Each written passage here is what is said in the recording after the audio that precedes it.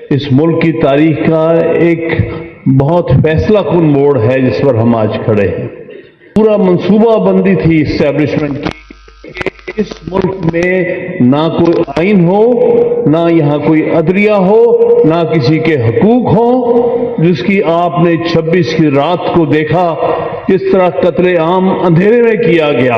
کہ اگر آپ چاہتے ہیں کہ یہ کالا کوٹ رہے اور یہ کالا کوٹ اس ملک میں عوام کے بنیادی حقوق کا تحفظ کرے، آئین کا تحفظ کرے، تو خدا را چھوٹے موٹے کسی لالچ میں مت پڑنا۔ تو میرے بھائیوں، یہ پارلیمنٹ نہیں رہ گئی، یہ محض نمبرز ہیں، یہ نمبرز ہیں۔ یہ کہتے ہیں ہم سپریم ہیں، اور سپریم تو وہ ہوتے ہیں جو اپنے پاؤں سے چل کے آئے، تمہیں تو اٹھا کے لایا جاتا ہے، اس لیے تم سپریم نہیں ہو۔ جناب ریاست علی آزاد صاحب صدر اسلام آباد ہائی کورٹ بار ایسوسی ایشن اور دوسرے ہمارے وکلا بھائی نمائندگان جہاں تشریف لائیں، محبوب اشرف خان صاحب اور مزید دوست، میں سمجھتا ہوں، میں پہلی بات تو یہ اسد منظور بٹ صاحب کو مبارکباد پیش کرتا ہوں کہ ہمیں آج یہاں اکٹھے کیا، پنجاب بھر کے نمائندگان کو اکٹھا کیا، اور آج کی جو ڈسکشن ہے اس کے نتیجے میں چند ایک باتیں جو آگے لے جانے کی ہے، جس کا منیر ملک صاحب نے بڑا واضح طور پر ذکر کیا ہے، صلاح الدین صاحب نے، ہمارے حیدر امام رضوی صاحب نے، اور یہ کراچی سے خاص طور پر تشریف لائے اس کنونشن میں ان کا بہت ممنون ہوں۔ بات یہ ہے کہ اس وقت ہم جس جنکچر پہ کھڑے ہیں، ملک جس جنکچر پہ کھڑا ہے، وہ بہت ہی خوفناک وقت ہے۔ اس ملک کی تاریخ کا ایک بہت فیصلہ کن موڑ ہے جس پر ہم آج کھڑے ہیں۔ یہاں پر پہلے عدلیہ کو اندر سے تقسیم کیا گیا اس اسٹیبلشمنٹ نے، پھر اب اس کے بعد عدلیہ کو تباہ کر دیا گیا۔ بالکل صلاح الدین صاحب نے ٹھیک کہا کہ یہاں پر پورا منصوبہ بندی تھی اسٹیبلشمنٹ کی کہ اس ملک میں نہ کوئی آئین ہو، نہ یہاں کوئی عدلیہ ہو، نہ کسی کے حقوق ہوں، جس کی آپ نے 26 کی رات کو دیکھا کس طرح قتل عام اندھیرے میں کیا گیا۔ اور یہ تو غالباً اس سے پہلے ایون جلیاں باغ میں بھی نہیں کیا گیا تھا، وہاں کم از کم روشنی میں لوگ چہرے تو دیکھ سکتے تھے فائر کرنے والوں کے اور مظلوموں کے، انہوں نے اپنے چہرے بھی نہیں دکھائے، اور انہوں نے لاشیں بھی غائب کی، اور یہاں تک کہ ہسپتالوں میں پہنچے ہیں اور وہاں سے لاشیں غائب کی، بلکہ جس کسی کے رشتہ دار لاحقین آئے ہیں اپنی لاش لینے کے لیے، ان سے سنا ہے کہ ایفیڈیوٹ سے دستخط کروائے کہ آپ نہیں کہیں گے کہ ہم لاش لے کے گئے ہیں۔ ابھی تک پتہ نہیں چل رہا کتنے لوگ اس رات قتل ہوئے، انوسنٹ لوگ، وہ لوگ جو صرف نہتے لوگ تھے، آپ ملک کو کہاں لے کے جا رہے ہیں؟ یہ ایک بہت ہی لمحہ فکریہ ہے ہمارے لیے، اور ہم وکلا کو اس میں لیڈ لینی پڑے گی۔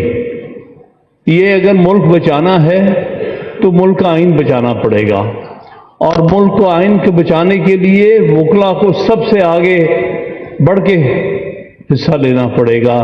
جیسے کہ سب دوستوں نے کہا ہے، چند ایک لوگ ہر جگہ بکھاؤ مال ہوتے ہیں، جو عہدے لیتے ہیں، جو مفادات کے لیے جاتے ہیں، اور ملک اور عوام اور قوم کا ستیہ ناش کر دیتے ہیں، جو آپ کے سامنے اس وقت ہو رہا ہے۔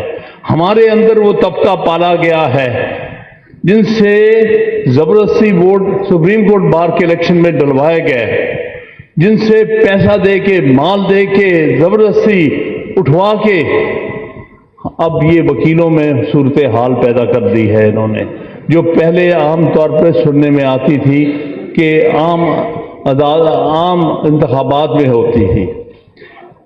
یہ سارا مسئلہ جو ہے وہ اس ملک میں آئین اور جمہوریت کو ختم کرنے کا ہے۔ یہ دو بنیادی مقاصد ہے جس کے لیے یہ سب کچھ ہو رہا ہے، تاکہ ہماری حکومت کو پوچھنے والا نہ ہو. اگر 3 سال تھے تو اس کو 5 سال کرایا گیا ہے. یہ حکومت، یہ پارلیمنٹ ہے جس کو رات کے اندھیرے میں آئینی ترامیم کی سوچتی ہے. یہاں پر جو چیئرمین اور اسپیکر ہیں، میرے نزدیک ان کے خلاف آرٹیکل 6 کا مقدمہ چلنا چاہیے. ہم نے اپنی آنکھوں سے دیکھا کہ ایک آدمی کو ویل چیئر پر اس کے اپنی کی مرضی کے خلاف لے کے آئے. ایک عورت روتی ہوئی آئی اور کسی نے اٹھ کے کہا کہ چیئرمین صاحب اس کی بات تو سنو، اس کا بیٹا اٹھا لیا گیا ہے. اس نے کہا، وہ بے شرم چیئرمین نے کیا کہا کہ بعد میں میرے دفتر میں آگے بتا دینا، بورڈ تو ڈالو جس مقصد کے لیے بیٹھا ہوا تھا. اس نے خود میرے سامنے کہا کہ بھائی مجھے یہ تکلیف ہے کہ مجھے اس عدلیہ نے ڈسکوالیفائی کر دیا تھا. تو اس کا مطلب یہ ہے تمہاری پرسنل گریونس ہے. اور پھر دوسرا گریونس یہ ہے کہ نواز شریف کو اس عدلیہ نے ڈسکوالیفائی کر دیا. ارے بھائی، جنہوں نے کیا وہ تو جا چکے ہیں.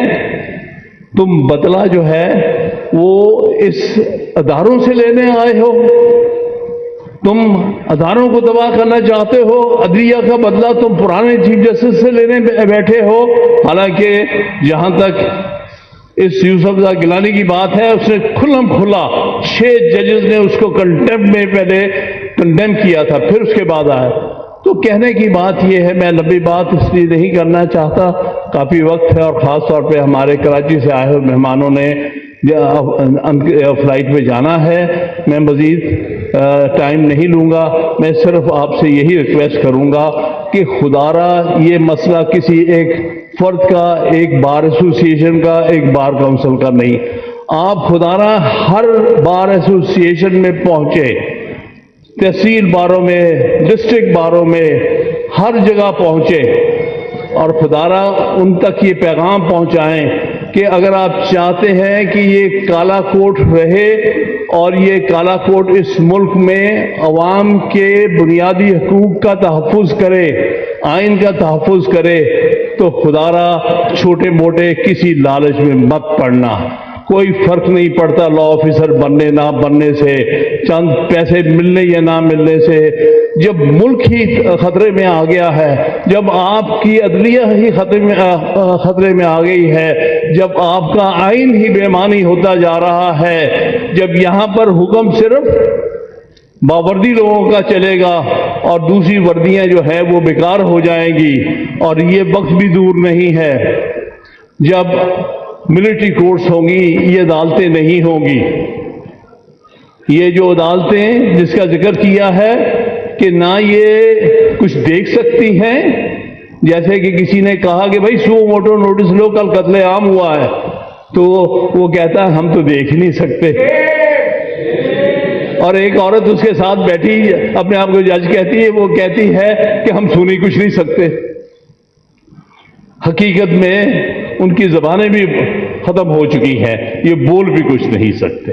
اس قسم کی عدلیہ یہ ہماری ملٹری اسٹیبلشمنٹ چاہتی ہے، جو کچھ نہ کر سکے، نہ دیکھ سکے، نہ بول سکے، نہ سن سکے. ایسی ہی عدلیہ چاہے تاکہ ہم جو جی چاہے جرم، جو جی چاہے ظلم، جو جی چاہے جبر کرے، ہمیں کوئی روکنے والا ٹوکنے والا نہیں ہونا چاہیے. لیکن یہ بھول ہے ان کی، ملک ایسے نہیں چلا کرتے، ملک ایسے قائم نہیں رہتے. بغیر آئین کے کوئی ملک نہیں چل سکتا. لہذا ہم سب کا فرض ہے، کسی پر احسان نہیں ہے، ہم کھڑے ہو کے آئین کو بچائیں، عدالتی نظام کو بتائیں. کسی انڈیویجول جج کی بات نہیں ہے. میں اس جج کو خراج تحسین پیش کرتا ہوں، کراچی کے جج کو، جس نے اس بینچ پر جس کا جو سربراہ سلیکٹ کیا گیا ہے، اس کے چیف جسٹس کی مرضی کے خلاف، پاکستان کی چیف جسٹس کی مرضی کے خلاف، پاکستان کے سینئر موسٹ 2 ججز کی مرضی کے خلاف ایک سربراہ. اس لیے میرے نزدیک یہ چیف جسٹس جو اپنے آپ کو، جس کو میں ڈی فیکٹو چیف جسٹس مانتا ہوں، یہ ڈی جورے نہیں ہے، یہ جائز چیف جسٹس نہیں ہے، تیسرے نمبر سے اٹھ کے آیا ہے. لیکن ہم چاہتے ہیں نظام چلے، इस चीफ जस्टिस में दमखम नहीं है, इसकी मर्जी के खिलाफ सुप्रीम कोर्ट में बेंच बना है जिसको आईनी बेंच का नाम देते हैं, आपके सामने है। कभी ये इंसिडेंट हुआ है कि चीफ जस्टिस, दो सीनियर मोस्ट जजेस और उनकी मर्जी के खिलाफ सुप्रीम कोर्ट का आईनी बेंच बनाया जाए या बेंच बनाया जाए किसी किस्म का? ये कभी नहीं हुआ, दुनिया की तारीख में नहीं मिलेगा।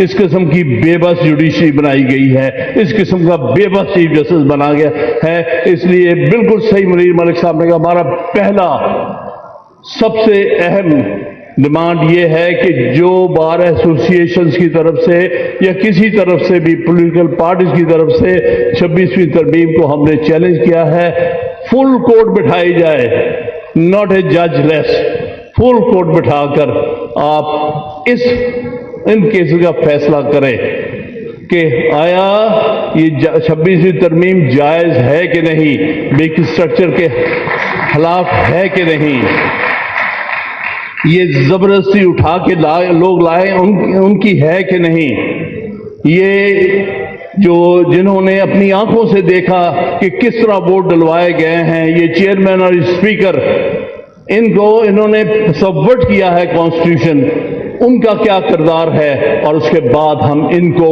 आर्टिकल 6 के मुकदमा में घसीटे। ये कौम के लिए जरूरी होगा ताकि आइंदा से इस किस्म के बेज़मीन लोग इस मुल्क के ऊपर हावी ना हो सके। तो मेरे भाइयों, ये पार्लियामेंट नहीं रह गई, ये महज नंबर्स हैं, नंबर्स। इतने नंबर हो गए, इतने नंबर हो गए, कोई कुर्सी पे आ रहा है, कोई जो कंधे पे उठा के लाया जा रहा है। ये नंबर्स हैं, ये कहते हैं हम सुप्रीम हैं, और सुप्रीम तो वो होते हैं जो अपने पांव से चल के आए, तुम्हें तो उठा के लाया जाता है, इसलिए तुम सुप्रीम नहीं हो, तुम सिर्फ महज नंबर्स हो।